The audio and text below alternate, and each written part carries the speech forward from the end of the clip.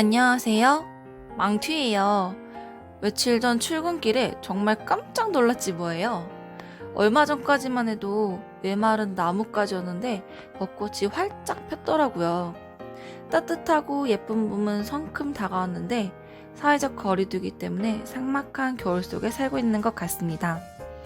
얼굴에 상쾌한 바람 맞으며 맑은 공기를 마시던 게 얼마나 행복한 일이었는지, 아이들의 웃음소리가 들리던 학교가 얼마나 소중한 시간들이었는지, 평범했던 지난 날들이 더욱 감사하게 느껴지는 요즘입니다. 지난 시간에 이어 오늘은 감각 및 피부계에 대해서 정리해 보려고 합니다. 그럼 시작해 볼게요. 제10장 감각 및 피부계. 감각 및 피부계에서는 눈질환, 귀질환, 피부질환으로 나누어서 살펴볼 거예요. 1번, 눈질환에는 녹내장, 백내장, 맹립종이 있는데요. 녹내장이란 눈의 전방에 위치한 방수 유출이 안 되어서 안압이 상승되는 질환입니다. 적절한 치료를 하지 않으면 영구적인 시력에 손실이 오는데요. 종류에는 두 가지가 있습니다. 광우각형 녹내장은 개방각 녹내장이라고도 하며 만성적이고 가장 흔한 형태입니다. 안각은 정상인데 방수 유출로의 저항력이 높아서 배출이 감소되는 유형으로 진행 속도가 완만하여 조기에 발견하기가 어렵고 통증이 없습니다. 이와 반대로 혀부각형 녹내장은 폐쇄각 녹내장이라고도 하며 급성으로 발병하고 전방의 우각이 협착되어 갑작스럽게 방수 배출 방해로 안압이 증가됩니다. 그로 인해 안구에 심한 통증이 발생됩니다. 녹내장의 공통적인 증상은 시야가 감소되는데요. 주변 시야부터 상실되게 됩니다. 불빛을 보면 주위에 무지개색 달무리가 보이고 시력이 점점 상실되다가 실명하게 됩니다. 진단검사로는 검안경 검사가 있는데요. 검사 시에 시신경 유두가 함몰되어 보입니다. 정상 시신경은 오렌지색인데 녹내장의 경우 회백색 혹은 창백하게 보입니다. 약물 치료에는 크게 두 가지로 분류가 되는데요. 첫 번째, 방수 배출을 증가시키는 약물에는 축동제와 삼투성 제제가 있고, 그중 축동제란 콜린성 작동제로 동공을 수축하여 홍채, 각막각을 증가시켜 방수 배출을 증가시키는 약이며, 대표적인 약에는 필로카핀이 있습니다. 두 번째, 방수 생성을 감소시키는 약물에는 탄산탈수 효소 억제제와 베타 교감신경 차단제가 있는데요. 그중 탄산탈수 효소 억제제의 대표적인 약에는 다이아목스가 있습니다. 간호에서 중요한 것은 안압이 상승되지 않도록 하는 것인데요. 기침, 구토, 배변 시에 힘주는 것, 꽉 끼는 옷, 무거운 물건을 드는 것, 허리를 구부리는 행동들이 모두 위험할 수 있습니다. 녹내장은 가족력이 큰 원인이 되기 때문에 정기적으로 시력검사와 안압을 측정하고, 녹내장 진단을 받은 후에는 조기에 치료하여 시력 상실을 예방하는 것이 중요합니다. 완전한 치료가 어렵고 악화되는 것을 막아 평생 동안 치료해야 하며 약물을 점안한 후에 운전을 하면 안 됩니다. 백내장이란 노화로 인해 수정체의 수분 상실과 단백의 밀도가 증가하여 수정체가 혼탁해지는 질환입니다. 따라서 녹내장과 달리 백내장은 육안으로 확인이 가능한데요. 증상으로는 시력이 흐려지고 백내장 위치에 따라 시야가 감소됩니다. 맹립종이란 다래끼라고도 하며 주로 포도상구균으로 안검의 가장자리를 따라 부석선이나 눈썹 모낭이 생기는 급성 화농성 질환입니다. 증상으로는 발적, 종창, 통증, 덩어리가 만져지는 것이 특징입니다. 치료 및 간호에는 심하지 않으면 자연스레 사라지기도 하지만 중요한 것은 다래끼를 손으로 짜거나 안대를 착용하지 않도록 하는 것입니다. 안대를 착용하는 경우에 눈의 온도가 높아져서 세균이 성장하기 좋은 환경이 되기 때문입니다. 2번, 귀 질환에는 웨이도염, 중이염, 메니에르병, 이경화증, 난청이 있는데 먼저 웨이도염이란 주로 녹농균에 의해 웨이도에 생기는 염증을 말합니다. 나, 중이염이란 유스타키오간과 중이에 침범한 병원균에 의한 염증으로 주 원인은 상기도 감염 이후에 발생하는 경우가 많습니다. 특히 아동의 경우에는 유스타키오간이 짧고 굵고 수평으로 되어 있어서 비인두균이 중이간으로 전파되기 쉽기 때문에 어린아이들에게 발생하기가 쉽습니다. 증상으로는 전도성 난청이 발생할 수 있는데요. 마치 귀에 물이 들어간 것처럼 소리가 잘 전달되지 않습니다. 그런데 중이염에는 급성 화농성 중이염과 삼출성 중이염으로 나누어지면서 증상에 조금 차이가 있습니다. 급성 화농성 중이염의 경우 열이 많이 나고 환측의 귀에 통증이 심한데요. 고막천공이 일어나며 농성 이루가 발생하기도 합니다. 하지만 삼출성 중이염은 고막천공이나 발열, 이통이 없고 이명과 이폐색감이 있습니다. 만성 중이염의 경우 발생할 수 있는 합병증으로는 청력장애, 진주종, 이경화증, 유양돌기염, 미로염 등이 있습니다. 메니에르병이란 뇌의 장애로 뇌 림프액이 과다한 생산이나 흡수 장애로 인해 뇌 림프액이 증가하는 질환입니다. 증상으로는 감각신경성 난청, 이명, 현운이 3대 증상인데요. 그 밖에도 안구 진탕증이 나타날 수 있습니다. 메니에르병 시에는 롬버 검사를 시행하면 균형 장애가 확인되고요. 전정기능 검사로 열량 검사를 실시하면 냉온 자극에 따라 병변 측의 안구 진탕 반응이 감소됩니다. 간호로는 어지럼증이 괜찮아질 때까지 침상 안정을 하고 증상이 심할 때에는 수영, 운전이나 위험한 기계를 작동하지 않는 것입니다. 식이로는 염분과 과잉 수분 섭취를 제한하고요. 증상을 악화시킬 수 있는 소음, 불빛, 스트레스, 피로를 감소시켜줍니다. 이경화증이란 중이의 장애로 이소골이 딱딱해져서 음의 진동이 뇌로 전달되지 않는 질환을 말합니다. 대표적인 증상으로는 전도성 난청입니다. 귀 질환에서 가장 중요한 부분은 난청인데요. 난청의 유형에는 전도성 난청과 감각신경성 난청으로 두 가지가 있습니다. 난청을 사정하는 방법과 결과 해석, 관련 질환 위주로 정리해두면 좋습니다. 먼저 진단검사를 볼게요. 웨버 테스트란 골전도에 대한 검사로 음차를 가볍게 진동시켜서 대상자의 머리 위나 앞 이마에 놓고 양쪽 귀에 어떻게 들리는지 물어보는 것입니다. 정상이라면 양쪽 귀에서 동등하게 동시에 들리지만 전도성 난청의 경우에는 환측 귀에서 더 크게 들리고요. 감각신경성 난청 경우에는 건강한 귀에서 더 잘 들립니다.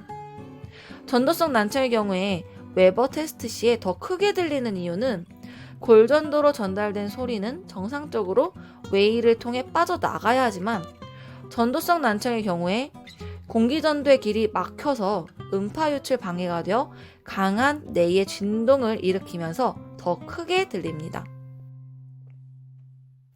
린네 테스트란 가볍게 진동시킨 음차를 귀 뒤, 유양돌기에 대고 소리가 들리지 않을 때쯤에 귀 옆에 가까이 대서 소리가 안 들릴 때까지 확인하는 방법입니다.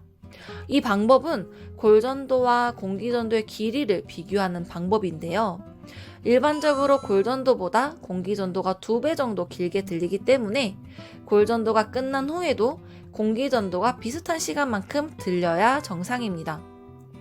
하지만 전도성 난청의 경우에는 골전도가 더 길어서 음차를 빼고 들었을 때 들리지 않고 감각신경성 난청의 경우에는 공기전도가 더 길지만 정상적인 귀보다 작게 들립니다. 예방법으로는요, 귀에 이물질이 들어가거나 감염되지 않도록 하고 지속적인 소음은 청각세포를 손상시킬 수 있기 때문에 주의하고요. 감염병 시에는 조기에 치료해서 합병증을 예방하는 것이 중요합니다.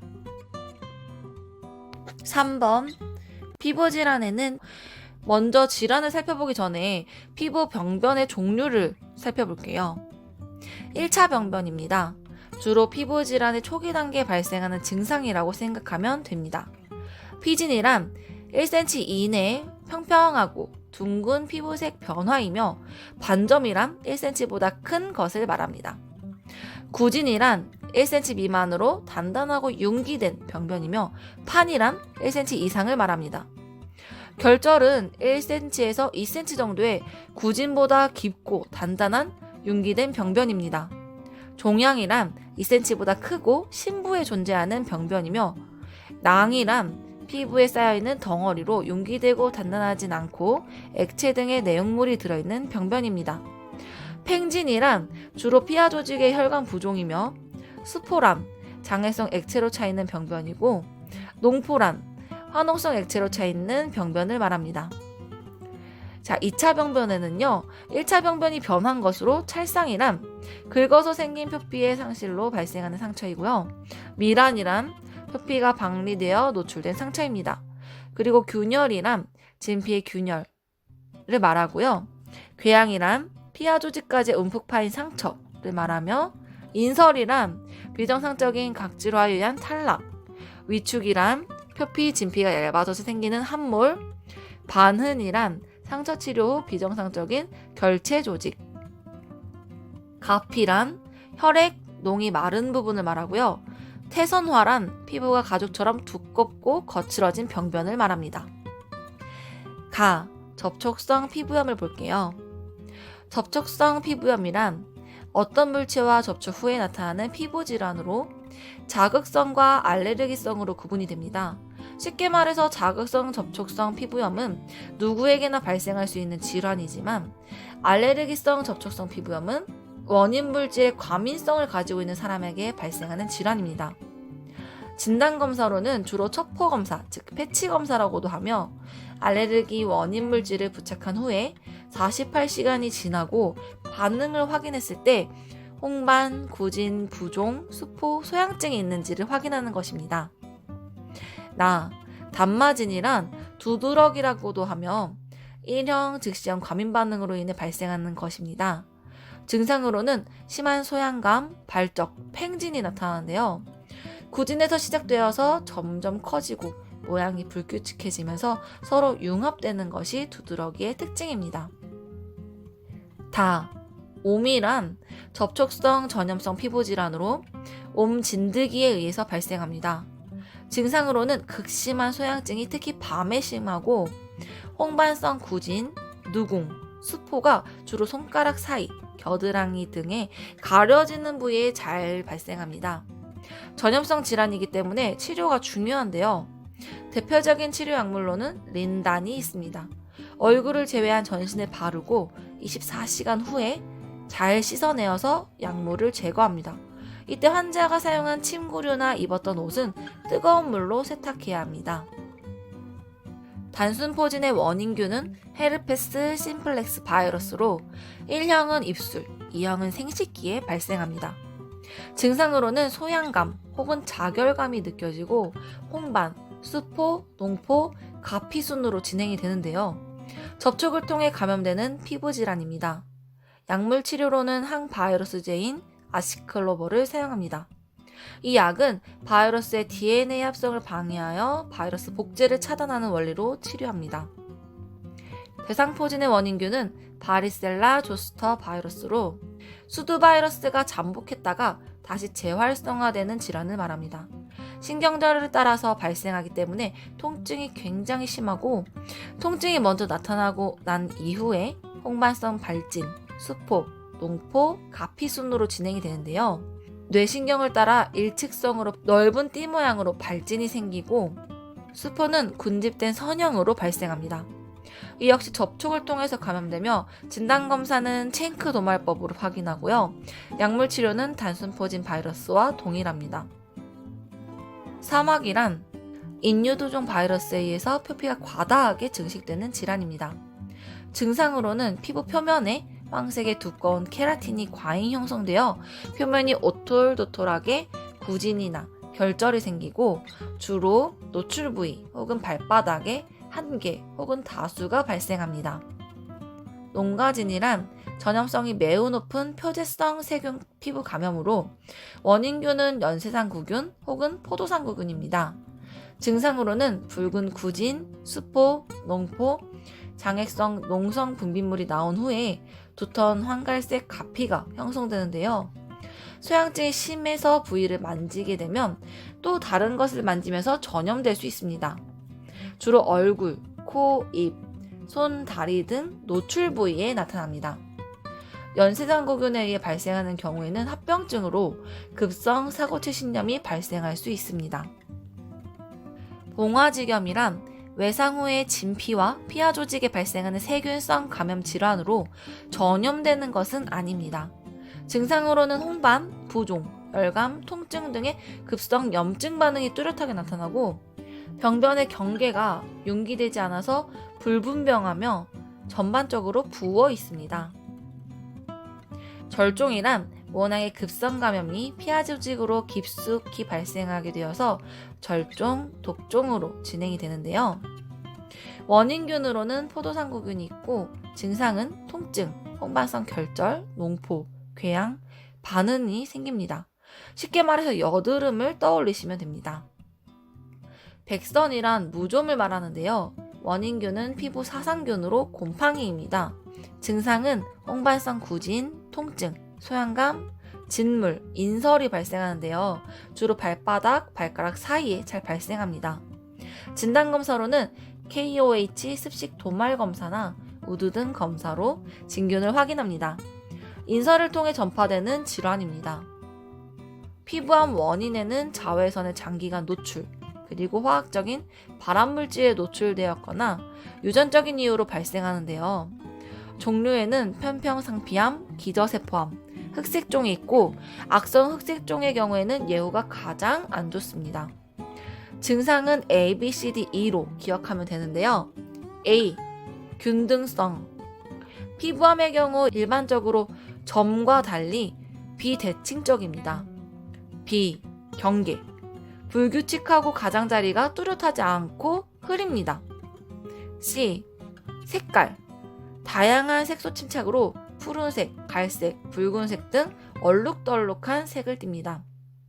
D. 지름. 6mm 이상으로 크기가 변하기도 합니다. E. 진행성 또는 변형. 진행되거나 변형되는 것이 특징입니다. 점과 달리 편평하지 않고 용기되어 있으며 이 부위에 인설이 생기거나 출혈, 수포, 궤양, 소양증이나 통증이 발생하기도 합니다. 예방교육으로는 일광욕을 제한하고요. 자외선 노출을 예방하기 위해서 선크림, 모자, 긴 옷을 착용하며 햇빛이 강한 시간에는 야외 활동을 피하는 것이 좋습니다. 오늘 영상은 여기까지예요. 이렇게 해서 길고 긴 성인 간호학이 드디어 끝이 났습니다. 와! 성인 간호학은 양이 많아서 공부하기 힘들 수 있지만 그만큼 임용에서 출제 빈도가 높은 분야이기 때문에 공부하는 만큼 보람을 느낄 수 있고요. 간호사였을 때와 보건교사가 되어서도 가장 도움이 많이 되는 과목인 것 같아요. 이렇게 해서 아동, 정신, 모성, 지역, 성인을 모두 마쳤는데요. 다음 시간에는 어떤 과목을 공부하고 싶으세요? 1번 학교보건, 2번 응급간호학, 3번 보건교육, 4번 기타 중에서 여러분들의 의견을 반영해서 좋아요가 가장 많은 댓글을 선정하여 영상을 제작해볼까 합니다. 그럼 다음 영상에서 만나요. 안녕!